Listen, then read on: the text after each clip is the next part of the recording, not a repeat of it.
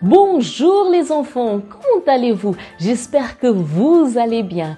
Je m'appelle Camia et je suis la collaboratrice de l'EBI de Rouen. Et aujourd'hui, nous allons partager ensemble cette nouvelle leçon de l'EBI. Et le thème d'aujourd'hui est avoir confiance dans le choix de Dieu. Un thème très intéressant, n'est-ce pas les enfants? Mais avant de parler plus à ce sujet, nous allons remettre notre leçon entre les mains de Dieu. Vous êtes d'accord avec moi les enfants? Très bien. Alors levez-vous s'il vous plaît, placez vos mains sur votre cœur et fermez les yeux. Seigneur mon Dieu, mon Père, au nom du Seigneur Jésus, mon Dieu, nous rentrons dans ta présence avec tous ces enfants qui écoutent cette leçon. Mon Dieu, nous te demandons de bénir la leçon d'aujourd'hui, dirige, oriente, que tout ce que nous allons écouter, mon Dieu, que nous puissions mettre en pratique et nous puissions voir, mon Dieu, ta gloire dans la vie de chaque enfant. Alors, mon Dieu, bénis et dirige la leçon d'aujourd'hui. C'est ce que nous te demandons au nom du Seigneur Jésus. Amen. Et grâce à Dieu. Amen les enfants, asseyez-vous s'il vous plaît. Très bien. Les enfants, nous avons appris que savoir qui est Dieu, connaître son caractère et sa parole, nous donne l'assurance et la force d'agir comme Jésus, de continuer à lui obéir et aller de l'avant même si des choses mauvaises et ennuyantes se produisent. Jésus est notre plus grand exemple d'obéissance et de confiance. C'est pourquoi les enfants, nous devons toujours nous souvenir que même si notre choix semble ne pas être le bon, nous devons avoir confiance dans le fait que Dieu fera le meilleur pour nous. Vous savez pourquoi les enfants? Car nous avons choisi de faire ce que Jésus ferait. Exactement, s'il était aujourd'hui ici sur Terre. Avant de commencer à parler du thème de la semaine, j'aimerais savoir qui a déjà été sur une barque ou pris le bateau? Qui? Et comment ça s'est passé les enfants? Avez-vous eu peur? Allez, partagez avec nous votre expérience. Est-ce que vous avez eu peur? C'est très bien les enfants.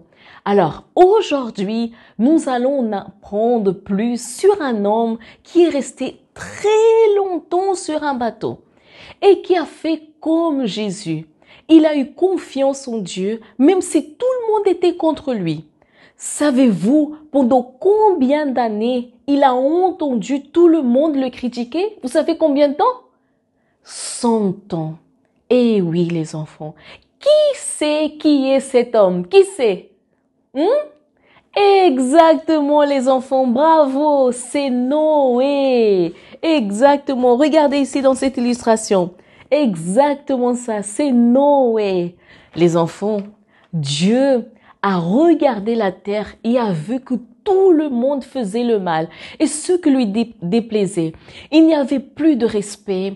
Ils faisaient tout ce que leur cœur désirait, même si cela portait de préjudice aux autres. Ils étaient devenus égoïstes et ne pensaient qu'à eux.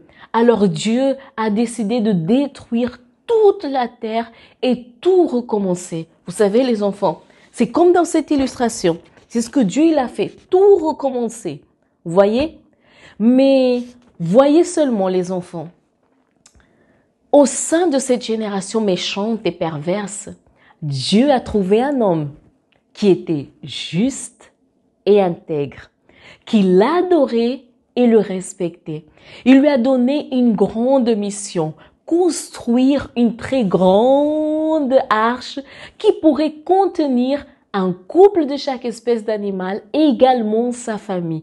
Imaginez les enfants, Dieu a demandé à Noé quelque chose qui, à cette époque-là, était une folie. Il a dû faire un choix. Lequel?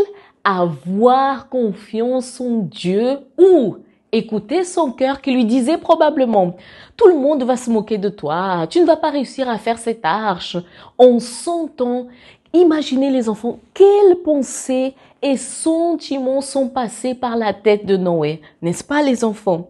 Cependant, tout le monde ici sait déjà quel fut le choix de Noé, n'est-ce pas? C'était lequel? Exactement, obéir et avoir confiance comme Jésus le fit aussi. Noé savait que s'il faisait confiance et suivait le chemin de Dieu, vous savez, le chemin que Dieu avait choisi pour lui, en obéissance à ses ordres, l'Éternel ferait le meilleur pour lui et sa famille. C'est pourquoi il a choisi de faire confiance au choix de Dieu.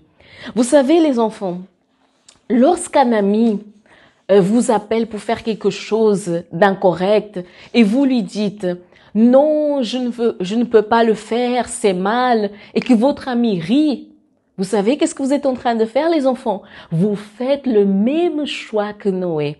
À qui cela est déjà arrivé? À qui? Regardez, comme dans cet exemple ici de l'illustration. Regardez.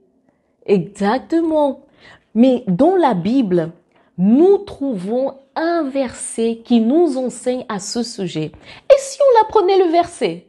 Vous êtes d'accord avec moi, les enfants? Alors, ouvrez votre Bible, s'il vous plaît, dans le livre de Proverbes, chapitre 3, verset 5. Proverbes, chapitre 3, verset 5. C'est bon, les enfants? Très bien. Lisons le verset. Confie-toi en l'Éternel de tout ton cœur et ne t'appuie pas sur ta sagesse.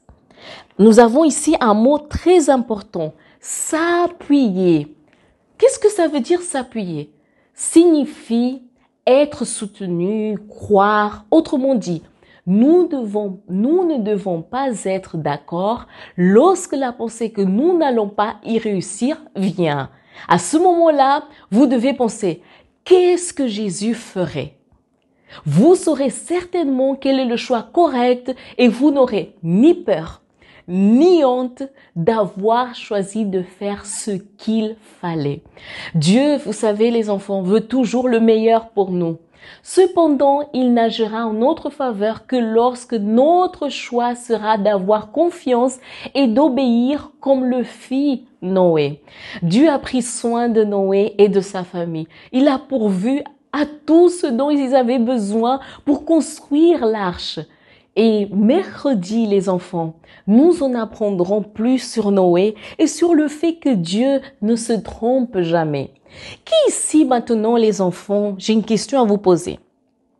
Qui ici désire, à partir d'aujourd'hui, suivre l'exemple de Noé et avoir confiance dans le fait que Dieu fera toujours le meilleur choix pour sa vie? Qui désire? Vous désirez, les enfants?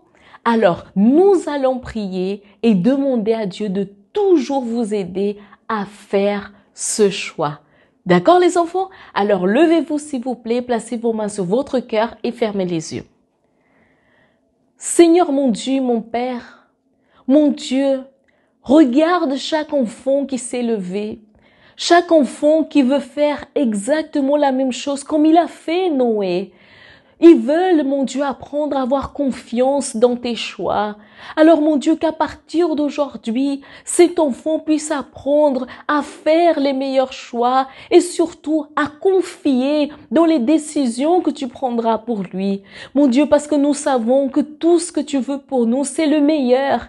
Alors, mon Dieu, que cet enfant puisse avoir la force de mettre en pratique et surtout d'écouter ta voix lorsqu'il va devoir prendre une décision. Alors, mon Dieu, que chaque enfant sorte d'aujourd'hui décidé à te faire confiance pour toujours respecter et obéir à ton choix. C'est ce que nous déterminons au nom du Seigneur Jésus. Amen et grâce à Dieu. Amen, les enfants. Asseyez-vous, s'il vous plaît. Très bien. Maintenant, nous allons passer au pratiquant. Très bien, les enfants. Le pratiquant d'aujourd'hui est très intéressant. Qu'est-ce qui va se passer? Les enfants, vous allez être repartis en groupe, d'accord? Et vous allez choisir un enfant pour commencer l'activité. Alors, cet enfant, il aura un bandeau, d'accord? Il aura une cuillère et une boule de coton.